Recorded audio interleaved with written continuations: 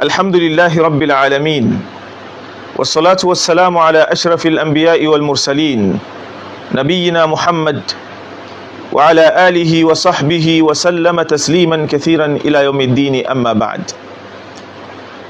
My brothers and sisters in Islam, Assalamu alaikum wa rahmatullahi wa barakatuh. We are here once again to make a build-up on where we left our lessons yesterday, the 5th day of the month of Ramadan. And here we are, by the blessings of Allah, to continue the good work of Islam. I pray to Almighty Allah to provide us guidance and open our hearts and brains to be able to absorb all that we are going to learn today by the grace of Almighty Allah subhanahu wa ta'ala. Our last discussion was centered on the value of this gathering, the value of taking time to seek knowledge, to uplift your standards and to apply it in your life, be it spiritual or be it physical. And that is the way you can guarantee that you are on the right path and you are on course in your relations with Almighty Allah subhanahu wa ta'ala and also your humankind. Our discussion was ended on the values, the recognition of this kind of gatherings. And also we mentioned that knowledge cannot be obtained without having the opportunity to learn from someone, without having the opportunity to be taught by someone else. And we said the Prophet Muhammad sallallahu alaihi wasallam himself was provided a teacher to teach him the Quran, both the recitation and the interpretation and the intentions of Allah and expectation of Allah of us if Islam is concerned. So today we are going to re-emphasize on that note and say that there are so many advices, there are so many guidelines that is given to us to be able to achieve that noble cause by seeking knowledge and encourage ourselves to be entertained by being knowledgeable of our faith so that we cannot be disrupted. So we come back to see some of our scholars, what they have for us and what is expected of us.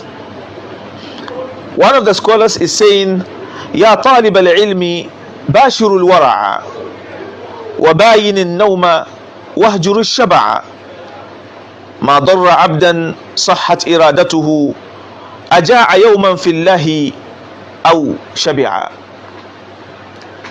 You know, what this scholar is saying is that seeking knowledge has to come with some price. Seeking knowledge has to come with some level of pain and struggle. And there's a common saying, no pain, no gain. But it also comes with some level of ethics and moral behaviors. So they say, you, the one who intended to seek knowledge, you need to build yourself, you need to train yourself to be cautious. It is not everything that you do without thinking. You have to be thinking, you have to be cautious in everything that you found yourself in any situation that you got yourself into. you have to trade with caution. You have to have a plan. You have to be careful. And you can also not be able to achieve your aim of seeking knowledge except you make some sacrifices. And part of the sacrifices is not to sleep as usual, not to dine and wine as usual, and also don't expect your stomach to be always full. Somehow, sometime, things, you will have some balances in your life. You take it lightly, take it easy. It is all part of the job. So he then says that anyone that is being hurt, being like anyone who is being hurt or who has suffered in the course of seeking his ambitions, achieving his dreams, getting his goals, does not care, or does it really matter whether it is pleasant or not? When you have an ambition and you have a goal, you have dreams, your way to achieve that, do you need to care, if you are a straight thinking person, that things will not be pleasant? And must you take things for granted, thinking that you are going to make all those achievements on a silver platter? So definitely situations will be unusual, and you have to be ready to endure all that and pray to Allah to give you support. And anyone who does that and place his faith onto Allah subhanahu wa ta'ala does not even care whether he is doing it with pleasure or doing it in pain, because in all ways he's a winner. It's a win-win situation for him. When you do it with pleasure and get it, that's the grace of Allah. When you do it through pain, that is the normal style of the job. So you take it like that. My brothers and sisters in Islam, nothing good comes easy. So sometimes when I hear people say that, oh, I wished I would have listened to this sermon or this teachings, but I didn't have time.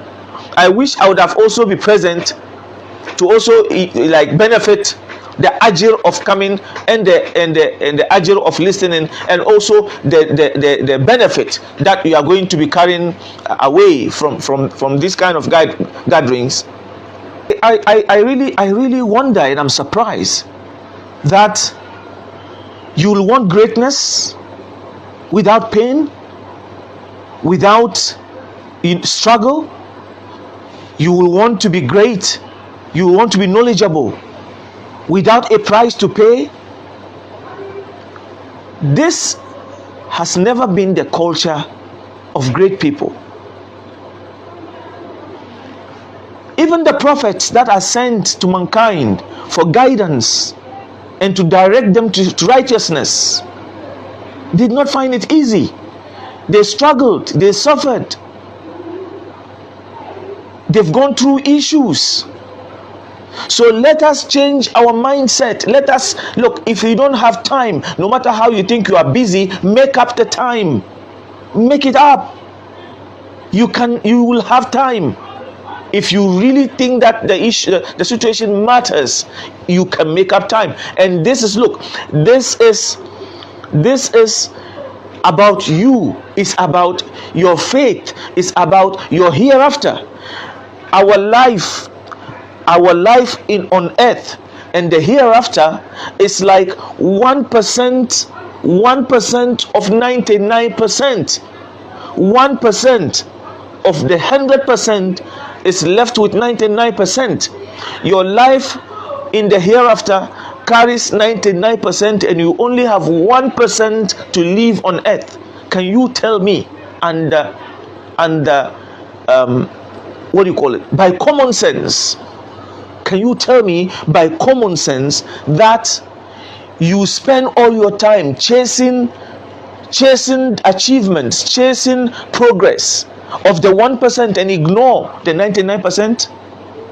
How can you be straightforward thinking person? How can you be a deep thinking person? How can you be someone to be described with wisdom when this is the way you think? All that you are doing, all that you are chasing is to kind of satisfy 1% of the 100% Allah has given you. Change your thinking, change your mind, change your direction. Try to change your preference. My brothers and sisters, it is not pleasant to hear that, but that is the truth. One of our great scholars, who is called Muhammad al-Baghdadi, has said, وفي العلم والإسلام للمرء وازع وفي ترك طاعات الفؤاد المتيم بصائر رشد للفتى مستبينة وإخلاص صدق علمها بالتعلم.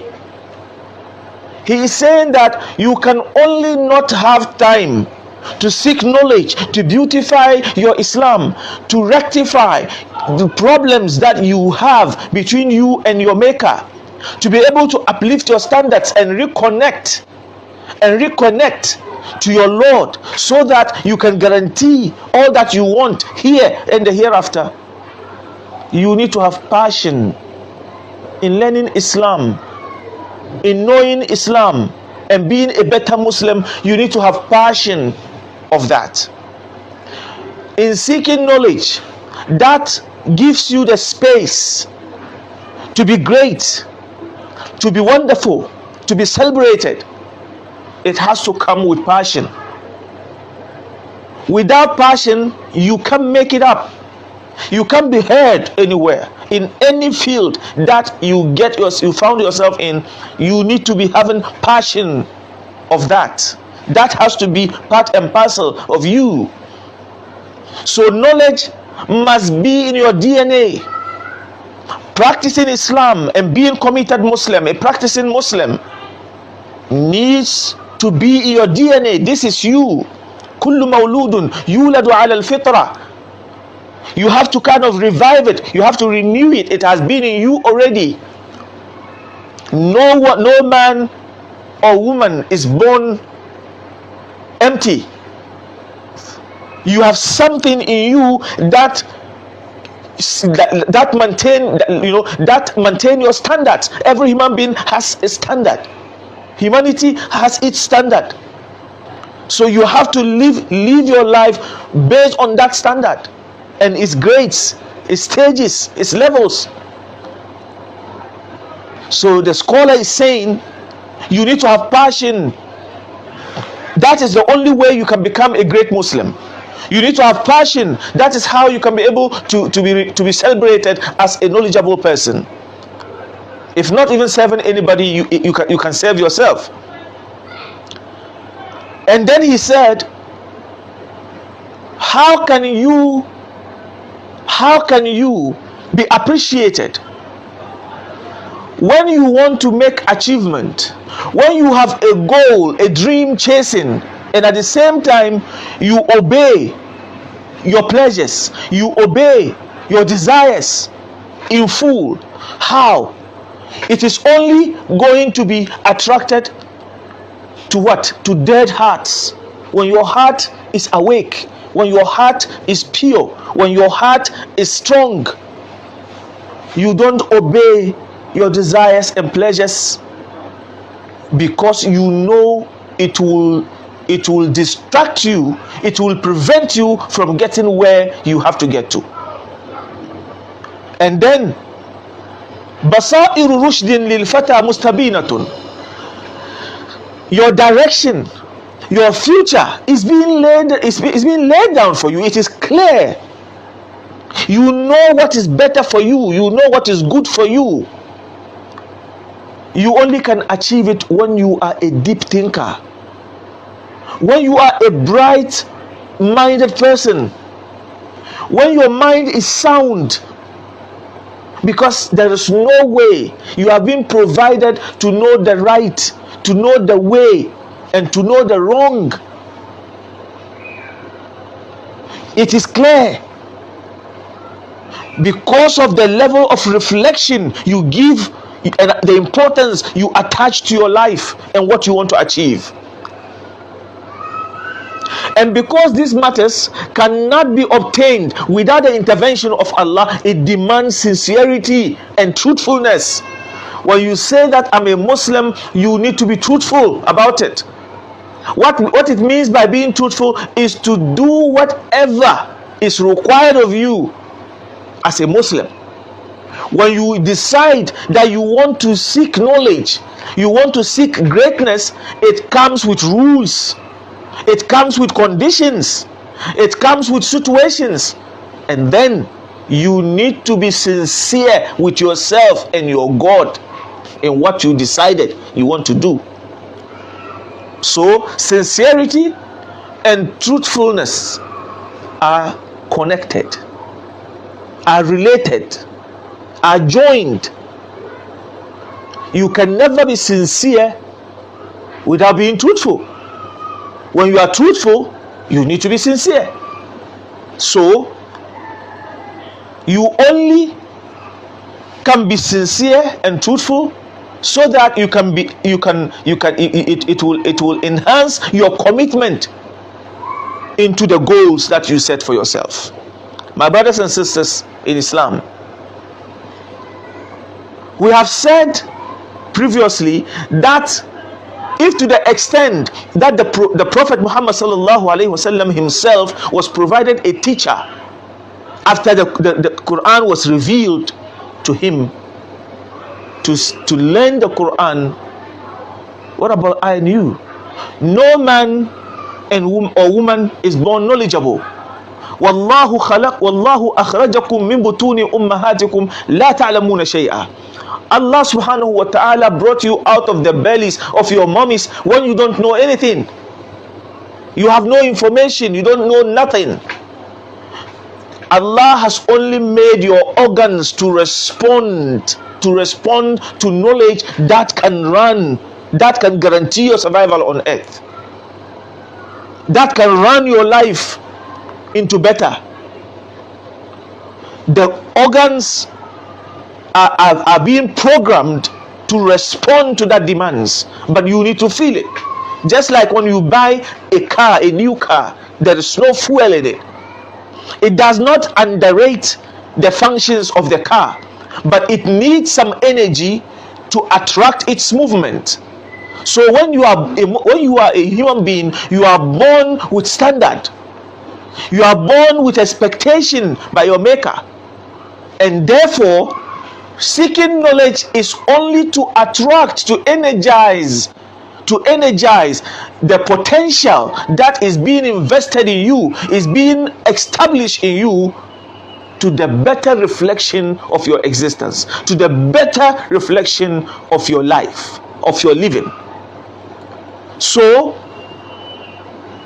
Imam Al-Abrash is saying, Ta'allam, because Allah, nobody has come out from the belly of his mummy and he is knowledgeable and he knows everything.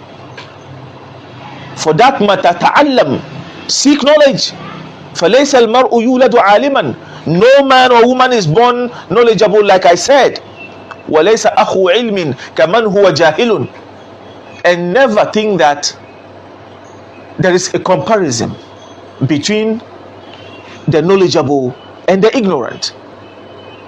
They are not even brothers, they are not twins. When you are knowledgeable, your place is high. When you are not, you know the rest of the story. لَيْسَ أَخُو عِلْمٍ كَمَنْ هُوَ جَاهِلٌ. Then he said, وَإِنَّ كَبِيرَ الْقَوْمِ لَا عِلْمَ عِنْدَهُ صَغِيرٌ إِذَا الْتَفَّتْ عَلَيْهِ الْمَحَافِلُ. We see it in our daily lives. We see that a very young person, a very young man, being, blessed with knowledge, direct and control people that are of his father's age. We see it in our daily lives. Go to corporations, go to institutions, go to places, businesses. You can see, because he has polished and upgraded himself to seek to have the required knowledge to operate. So we should never make mistake having excuses of not seeking knowledge. And it is never too late. It is never too late to learn something. Don't say that, oh, the way we know, until you enter your grave, knowledge is required. Because if nothing at all, you have to die with dignity.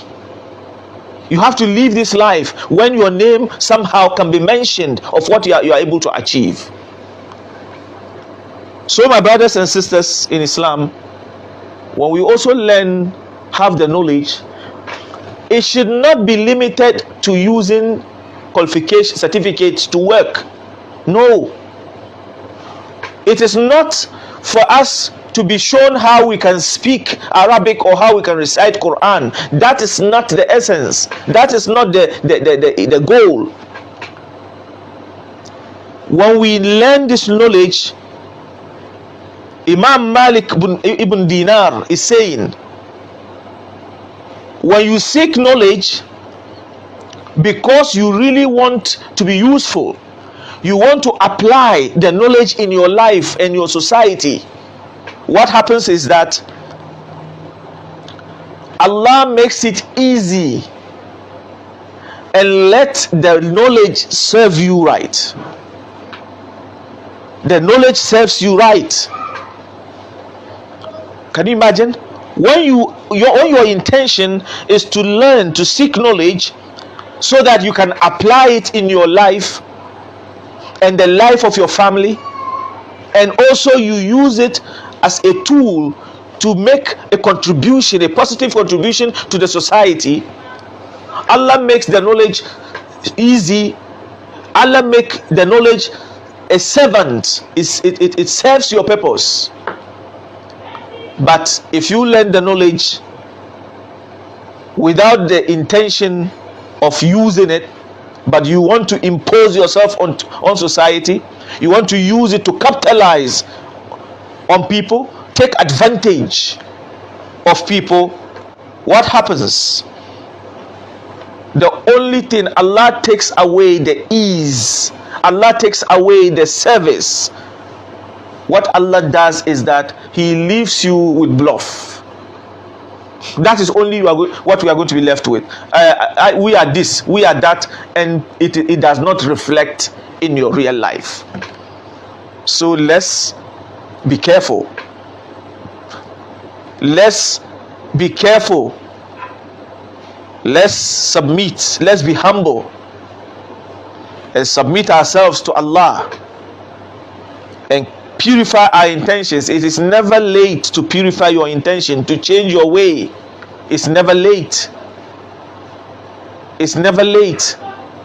You seek the forgiveness of Allah and redirect yourself, rechannel yourself towards the good, towards the right, and then you will be a better person.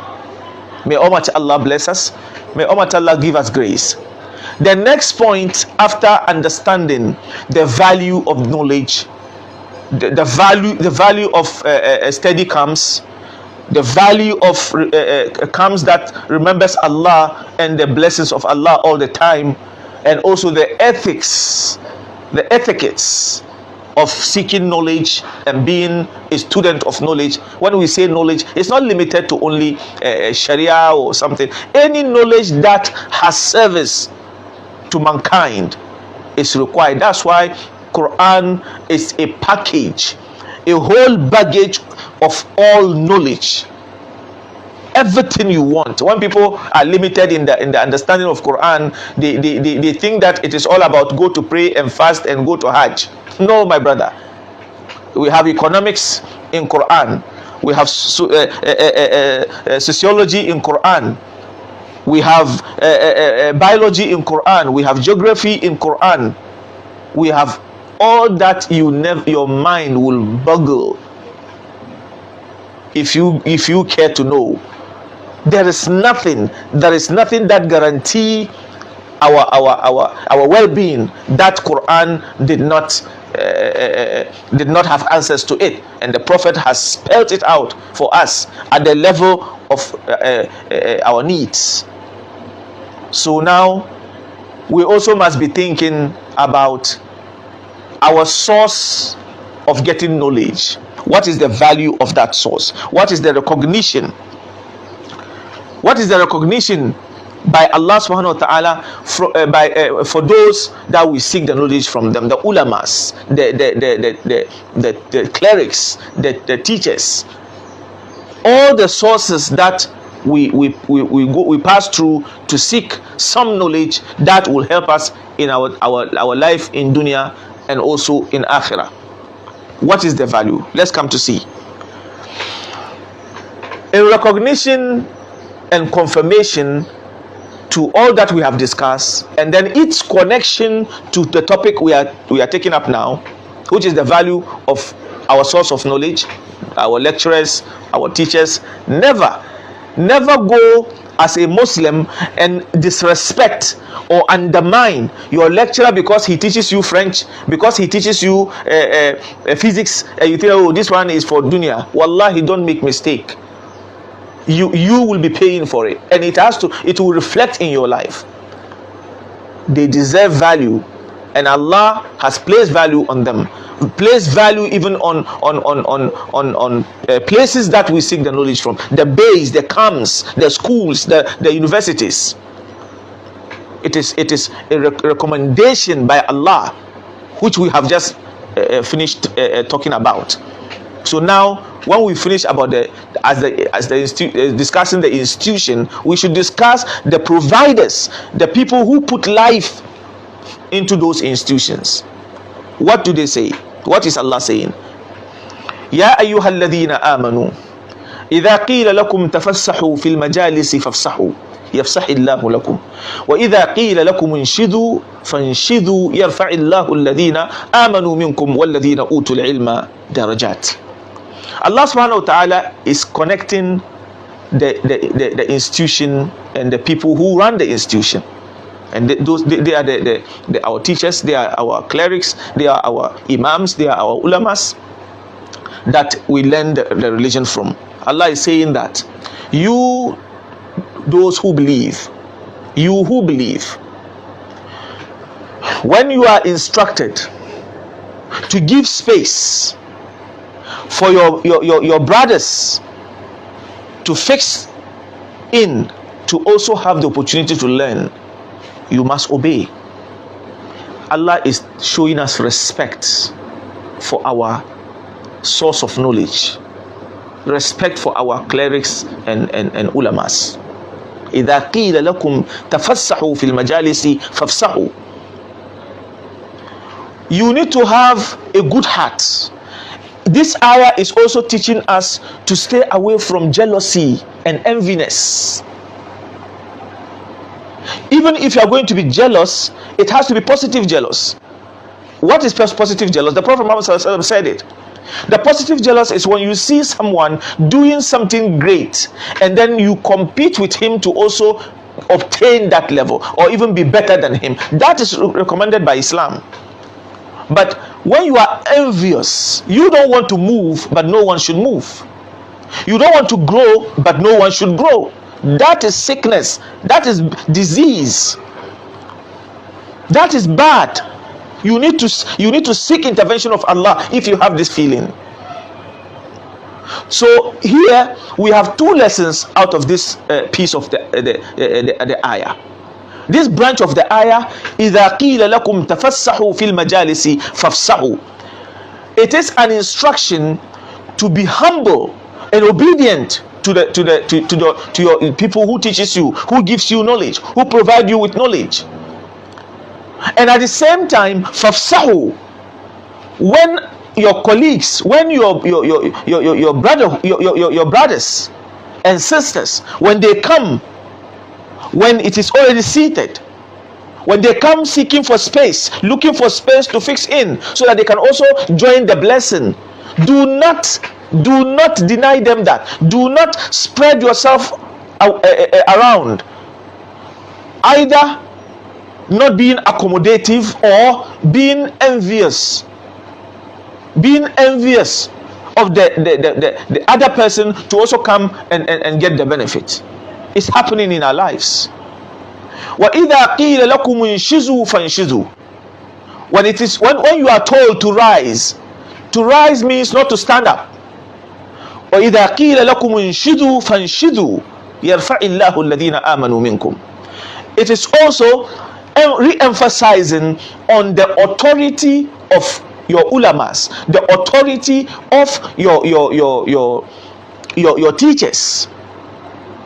When we say authority of your ulamas and teachers, not the practical one, not those who can just impose themselves, seeing themselves as they are overlords on people by force, whether they like it or not. Not that kind at all. The practical person that you draw benefits from directly. You have what you are learning, like you are in school. You have a lecturer. You have a sheikh, a recognized one that you go to seek his intervention to have proper understanding of Islam, so that you can practice it well. That is the kind this ayah is talking about. Not for anybody to throw his weight around by seeing himself something that he is not. Not that kind. Not that kind at all. It's not about the kind of dress you wear, or the kind of cap you put, or the kind of the way you walk, or the way you look, or the way you talk. That is not what we are talking about. When you have the camps, the steady camps, the schools, and the particular people that comes, that is what Allah is talking about. وَإِذَا قِيلَ لَكُمُ انشِزُوا فَانشِزُوا يَرْفَعِ اللَّهُ الَّذِينَ آمَنُوا. When you are asked to rise, that you rise. He's re-emphasizing on the need to obey, the need to respond to the demand and the directives of your ulamas and scholars. And at the same time, the lesson you learn here, the instruction that is given into this ayah, is also that you don't, for the act of faith, you don't spend all your day, all your time, all your weeks, all your months claiming seeking knowledge, and then you will not also think about how your welfare of in life. You need to spend some time seek knowledge. Yes, you have to also spare some time to look for your livelihood. You go for business, you go for work. That's why I said when you are asked to rise. Now he was talking about إِذَا قِيلَ لَكُمْ تَفَسَّحُوا فِي الْمَجَالِسِ. When at a particular time that you are in studies, this is the protocol. وَإِذَا قِيلَ انشِزُوا, that means that is limited. It is not all the time that you use for studying or learning Islam or seeking knowledge. No, you have to have time for yourself, even if it is to just go and reflect and ponder about other matters of life, because the requirement of life is not limited on only seeking knowledge. Because after seeking knowledge, you need to be applying them on something. So you have to be doing something else. Then Allah subhanahu wa ta'ala is saying that when you embrace these directives that I'm giving, يَرْفَعِ اللَّهُ الَّذِينَ آمَنُوا مِنْكُمْ. You those who come to seek knowledge, you have, subhanallah, you have gotten a confirmation from Allah that Allah has accepted you as faithful people, and He's even using it to call you. So you never can underrate or undermine someone who has that passion to seek knowledge, and he is really doing his best. Allah is guaranteeing you that you are a mu'min,